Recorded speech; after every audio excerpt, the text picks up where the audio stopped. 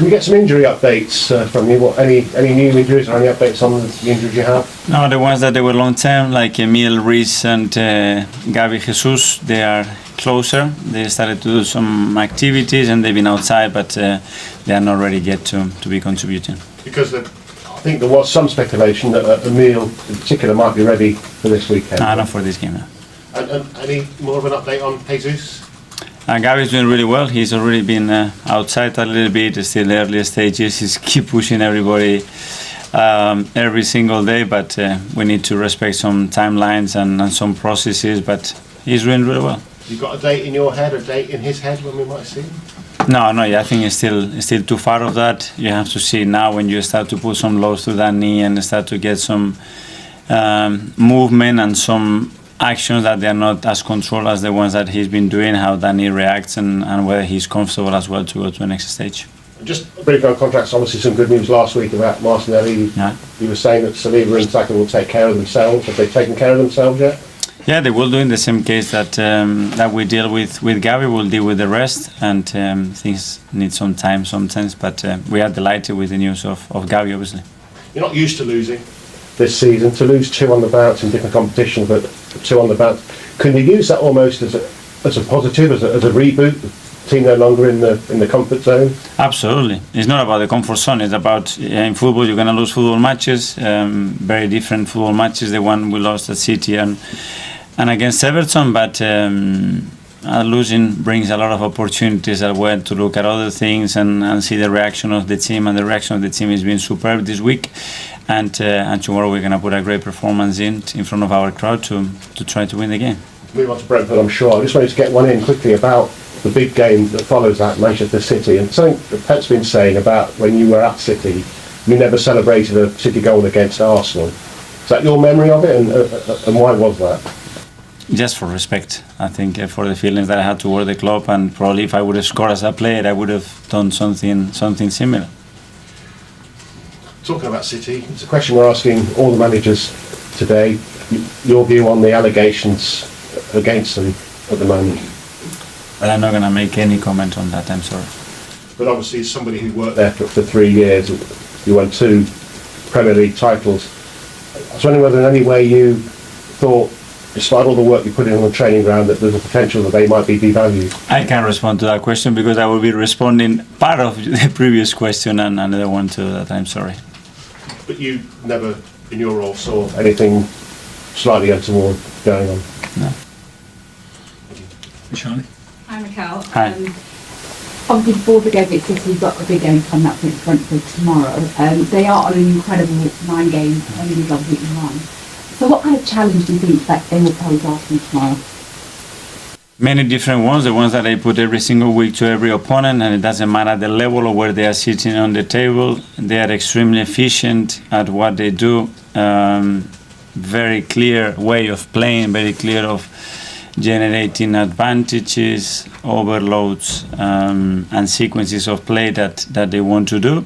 And that will be the game tomorrow, and be at your best in every single phase, because they can create you a lot of issues from anywhere on the field. Because you do have that game coming up against City next week, will that have any sort of part to play in the team that you potentially start tomorrow? No, I think our only focus is about Brentford tomorrow. All the preparation has been about that, and let's go into tomorrow's game with the right mindset, because we're going to have to be really, really good to beat them.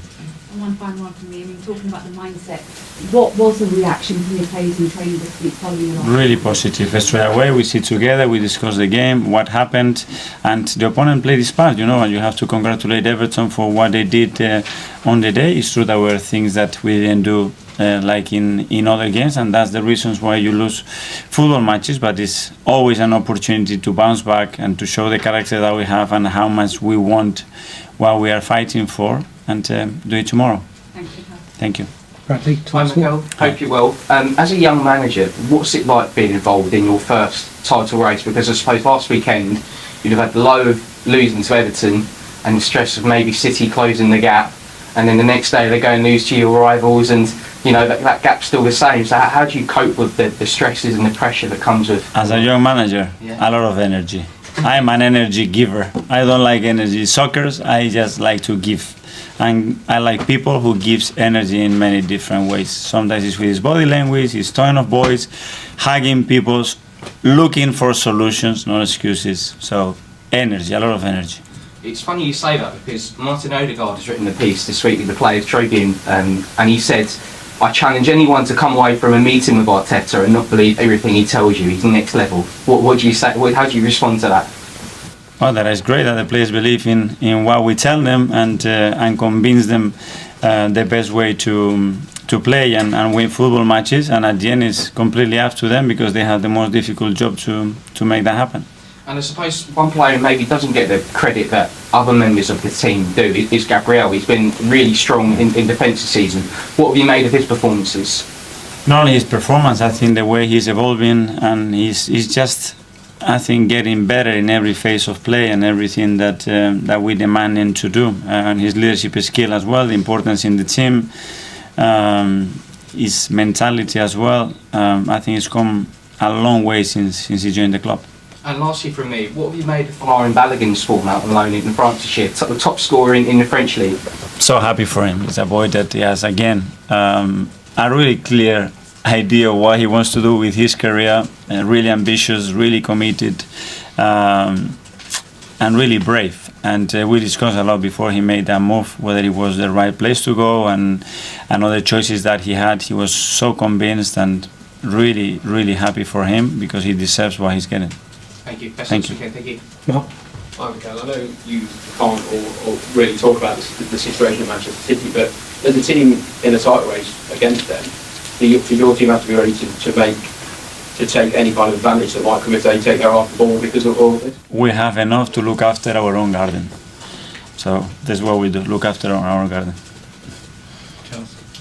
Just quickly going back to Balogun there, I know you obviously have a lot of faith in him, that's why you rewarded him with that long-term contract not so long ago, but are you at all surprised at just how well his loan has gone and how well he's doing? I'm very pleased, and obviously when you look at the numbers and what he's doing, it's just incredible. And he changes, it's very rare to see that. But it's got something special. That's why we decided to give him a long-term contract and to have faith on him and to give him the long period that he's needing now, because the one that he's having now is very different to the one that he had before at Middlesbrough. But that one was very necessary to see the outcome of what he's having now. And just on the game of the weekend, obviously Man City on Wednesday, it's impossible not to let yourself think of that. It's such a huge game. Is there a danger of the players at all taking their eye off the ball this weekend? Is that something that you're going to be so determined not to let happen? No, because for us it's impossible to think about City when we have Brentford. So for us the only possibility is to look at Brentford. Just on Flo, I was just wondering, after coming back from Middlesbrough, what were you kind of looking for from him for this loan? Because obviously he's been roughed up a bit in the Championship and then going to a league that you know in France. So what were you kind of looking for him to develop out there? That he had some scars from that period, and there were moments that he suffered, moments that he played, moments he didn't play, moments that he played, but he believed he wasn't just his best position, and throw all the excuses out and get that a proper experience and add to the next one. And that's what he did, put that behind him, but using exactly what worked for him, what he didn't work for him, look in the mirror and go to the next one. And I think he's done that really, really well. Is there any thought on the plans for him going forward, or do you think about that in the The summer? plan is now that he finishes his period there, assess the situation, where he is, where we are, sit down and plan the next chapter in that development career. Okay. Miguel, there were some revamped ideas for the Super League this week. Obviously, Arsenal fought it a long time ago and went back on that decision. Do you think that's something the club should look to stay away from, or do you think there might be some interest in a revamped version? Another topic that I cannot touch. I'm sorry. That's the end of the line. Sorry, James, last one. It's not a question about City's charges, but obviously one of the possible sanctions is a points deduction. How determined are you to win this league on the pitch and not have to rely or have any other issue about points deduction to your main rivals? Let's focus on what we have to do and win enough football matches for that to happen. That's it.